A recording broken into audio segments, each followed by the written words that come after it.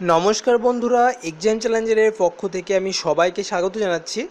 আজকে কিছু গুরুত্বপূর্ণ প্রশ্ন উত্তর নিয়ে আলোচনা করব। তার আগে বলে রাখি, এই প্রশ্ন উত্তরগুলো আমাদেরকে পাঠিয়েছেন শেখ সিরাজুল, মহেশতলা, কলকাতা থেকে।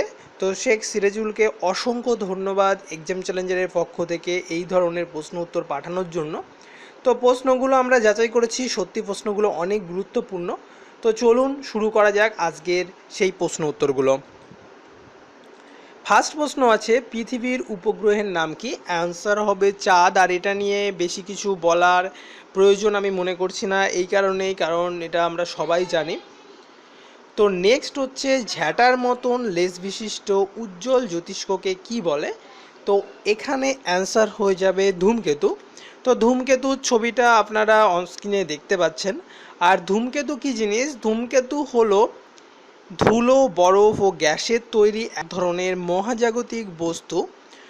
ক্ষুদ্র বরফাবৃত সৌরিক বস্তু যা সূর্যের খুব নিকট দিয়ে পরিভ্রমণ করার সময় দর্শনীয়, এবং এর কখনো কখনো লেজ প্রদর্শন করেও থাকে। তো প্রথমেই বলে রাখি, ধূমকেতুর নিউক্লিয়াসের ওপরে সূর্যের বিকিরণ এবং সৌর বায়ুর প্রভাবে এমনটা দেখা যায়। তো ধূমকেতুর কথা যদি বলি, তাহলে হেলির ধূমকেতুর কথা কিন্তু আমাদের চলে আসে মাথায়। নেক্সট হচ্ছে, মহাকাশে যাওয়ার পোশাককে কি বলে? এখানে অ্যান্সার হবে স্পেস স্যুট বলে। তো স্পেস স্যুটের ছবিটা আপনারা অন স্ক্রিনে দেখতে পাচ্ছেন যে কী ধরনের হয়ে থাকে স্পেস স্যুটগুলো। বিভিন্ন জায়গায় আপনারা এই ছবিও হয়তো দেখে থাকতে পারেন। নেক্সট হচ্ছে, পৃথিবীর প্রাচীন গ্রন্থ কি? পৃথিবীর প্রাচীন গ্রন্থ হচ্ছে বেদ। বেদ সম্বন্ধে যদি একটু জেনে নিই, বেদ হলো প্রাচীন ভারতে রচিত এক বা একাধিক ধর্মগ্রন্থের একটি সমষ্টি। বৈদিক সংস্কৃত ভাষায় রচিত বেদ সংস্কৃত সাহিত্যের প্রাচীনতম নিদর্শন এবং প্রাচীনতম হিন্দু ধর্মগ্রন্থ। বেদকে অপৌরুষীয় বা মানুষের দ্বারা রচিত নয় বলে মনে করা হয়। হিন্দুরা বিশ্বাস করেন বেদ প্রত্যক্ষভাবে ঈশ্বরের কর্তৃক প্রকাশিত হয়েছে, তাই বেদের অপর নাম শ্রুতি। আর আগেকার দিনে বেদ শুনে শুনে কিন্তু মুখস্থ করা হতো। রসায়নের রাজা কাকে বলা হয়? অ্যান্সার এখানে হবে সালফিউরিক অ্যাসিড। সালফিউরিক অ্যাসিডের নাম আমরা সবাই জানি। তো সালফিউরিক অ্যাসিডকে রসায়নের রাজা বলা হয় এই কারণ এইটাই শুধুমাত্র অজৈব অ্যাসিড যেটা কিনা সবচেয়ে বেশি ব্যবহার করা হয়। সালফিউরিক অ্যাসিডকে অয়েল অফ ভিট্রিয়লও বলা হয়। আর সালফিউরিক অ্যাসিড আমাদের অনেক কাজে লেগে থাকে, সেই জন্যেই আর কি কিং অফ কেমিক্যালস বলা হয় সালফিউরিক অ্যাসিডকে। হনুমানের স্বপ্ন কার সঙ্গে সম্পর্কিত? তো এখানে রাজশেখর বসুর সঙ্গে সম্পর্কিত, তার কারণ হনুমানের স্বপ্ন এটা লিখেছেন রাজশেখর বসু। তো রাজশেখর বসুর ছদ্মনাম ছিল পরশুরাম। তো আপনারা ছবিটা দেখতে পাচ্ছেন তার। তো তিনি উল্লেখযোগ্য বিভিন্ন রচনাবলী লিখেছেন, আমি এখানে তুলে ধরেছি রচনাবলীর কিছু। তো এর ভিতরে হনুমানের স্বপ্ন, গল্পকল্প, কঞ্জলি ইত্যাদি লিখেছেন। এছাড়াও তিনি লিখেছেন কালিদাসের মেঘদূত, বাল্মীকির রামায়ণ প্রভৃতিও কিন্তু লিখেছেন। যাই হোক, আগুন নেভানোর জন্য আপনি কি গ্যাস ব্যবহার করবেন? তো এখানে যে কটা গ্যাস আছে এর ভিতরে CO2 গ্যাস ব্যবহার করা হয়। আর CO2 গ্যাসই হচ্ছে আগুন নেভানোর সবচেয়ে ভালো একটা উপকরণ। যেহেতু আগুন নির্বাপক যে যন্ত্রগুলো থাকে সেই যন্ত্রগুলোতে CO2 গ্যাসই ভরা থাকে। আপনারা অন স্ক্রিনে ছবি দেখতে পাচ্ছেন। অলরেডি দেখুন যে যেটা আগুন নির্বাপক যে যন্ত্রটা বা যে ব্যারেলটা আছে সেখানে কিন্তু CO2 অলরেডি লেখা আছে। জাতিসংঘের ইউরোপীয় সদর দপ্তর জেনেভা, তাহলে প্রধান সদর দপ্তর কোথায়? অ্যান্সার হয়ে যাবে নিউ ইয়র্ক। এদের মধ্যে কোনটি জাতিসংঘের সাথে সম্পর্কিত নয়? অ্যান্সার হবে সার্ক সম্মেলন। জাতিসংঘের প্রতিষ্ঠাকালীন সদস্য সংখ্যা কত? তো সদস্য সংখ্যা হবে 51। জাতিসংঘের সর্বশেষ অঙ্গ সংস্থার সদর দপ্তর কোথায় অবস্থিত? অ্যান্সার হচ্ছে নিউ ইয়র্ক। শতবর্ষের যুদ্ধ কাদের ভিতরে হয়েছিল?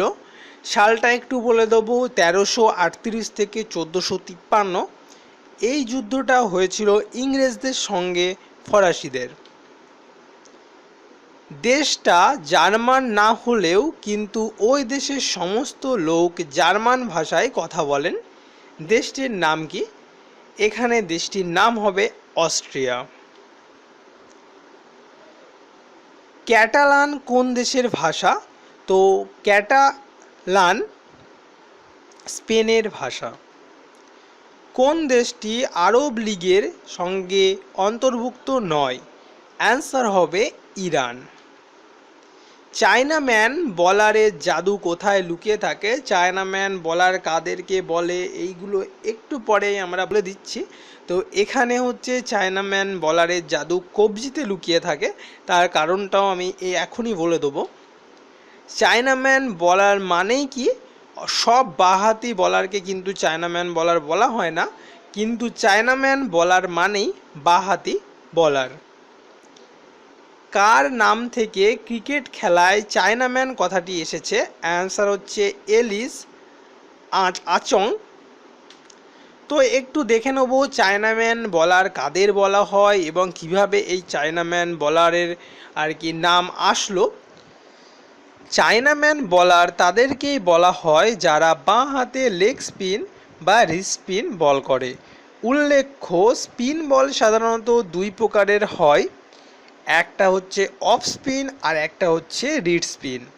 এখন কোনো বাঁহাতি বলার যখন লেগ স্পিন বল করে তখন সেটা ডানহাতি ব্যাটসম্যানের জন্য ভিতরের দিকে আসে এবং বাঁহাতি ব্যাটসম্যানের জন্য বাইরের দিকে চলে যায়।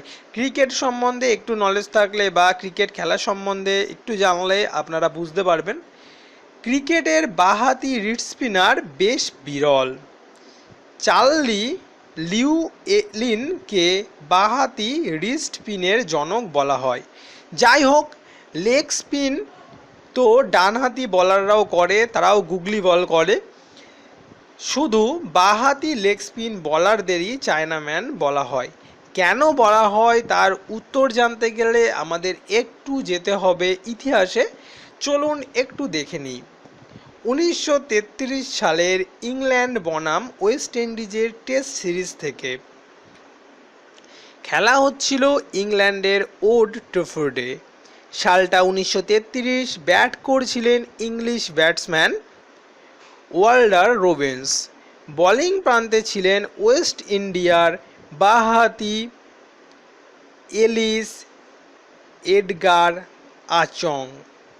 বল করলেন, ব্যাটসম্যান এগিয়ে এসে মোকাবেলা করলেন, কিন্তু অফ স্ট্যাম্পের অনেক বাইরে পিচ করা বল কিনা লেগ স্টাম্পের বাইরে দিয়ে চলে গেল।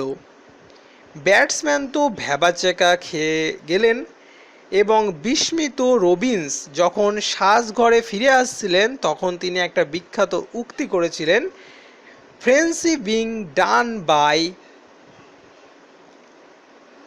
এ ব্লাডি চায়নাম্যান।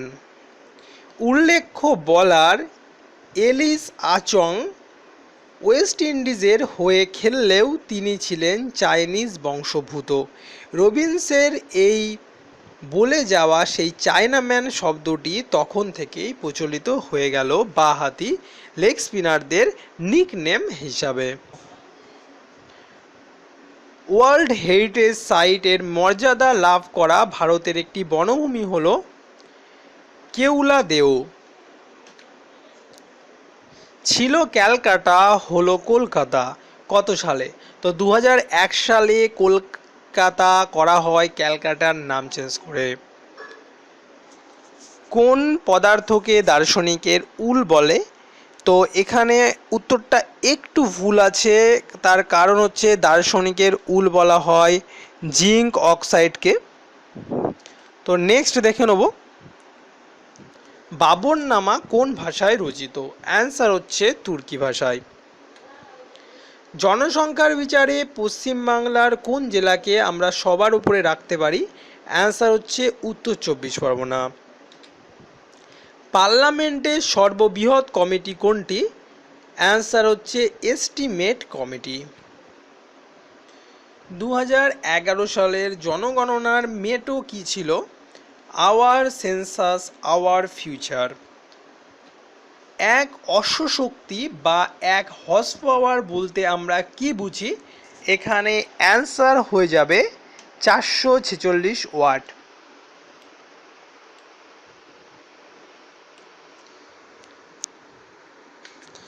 নেক্সট দেখব, এখানে একটি প্রাকৃতিক ঘড়ির উদাহরণ হলো অবশ্যই সূর্য।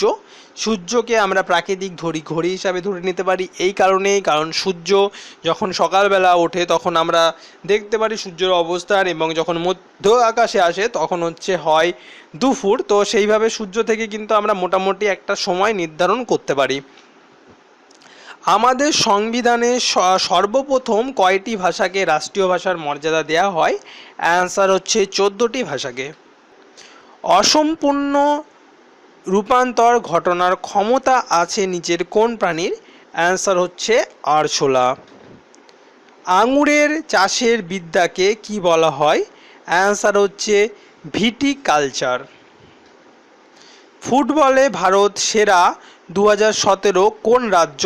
তো ফুটবলে ভারত সেরা 2017 মানে 2017তে আমাদের পশ্চিমবাংলা অর্থাৎ বাংলা। তো বন্ধুরা, এই ছিল আজকের কিছু প্রশ্ন উত্তর, আর প্রশ্ন উত্তরগুলো খুবই গুরুত্বপূর্ণ। আপনারা ভিডিওটি মন দিয়ে দেখেছেন নিশ্চয়ই। আর যারা নতুন আছেন এই চ্যানেলে, অবশ্যই চ্যানেলটিকে সাবস্ক্রাইব করে নেন, কেননা আমরা এই ধরনের ভিডিও আনতে থাকি। আর অবশ্যই ভালো লাগলে লাইক, কমেন্ট এবং শেয়ার করতে ভুলবেন না। আর আপনারা যারা আপনাদের পছন্দের প্রশ্ন উত্তরগুলো সাজেস্ট করতে চান তারা অবশ্যই আমাদের ইমেল করতে পারেন। আমাদের ইমেল অ্যাড্রেস হচ্ছে challengerexam@gmail.com। আপনারা ইমেলে আপনাদের প্রশ্নগুলো পাঠিয়ে দিন, তার সঙ্গে আপনাদের ছবি, নাম, ঠিকানা। আমরা আপনাদের ছবি দিয়ে সেই প্রশ্ন উত্তরগুলো আলোচনা করব নেক্সট পর্বে। তো ধন্যবাদ সবাইকে ভিডিওটিতে দেখবার জন্য। সবার দিন খুব ভালো কাটুক।